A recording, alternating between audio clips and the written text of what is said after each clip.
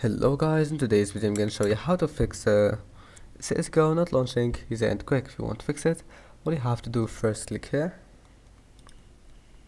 and now go to background apps, turn off this option, now go back and then go to GeForce Experience, drivers, check for updates, install the latest update that you can find. Now just go back, click here, go to Task Manager.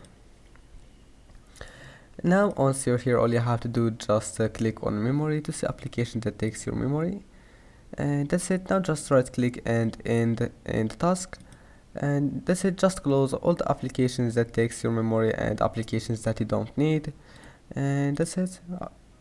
And you must know what they do before closing it, and that's it. Don't forget to like and see you in the next video.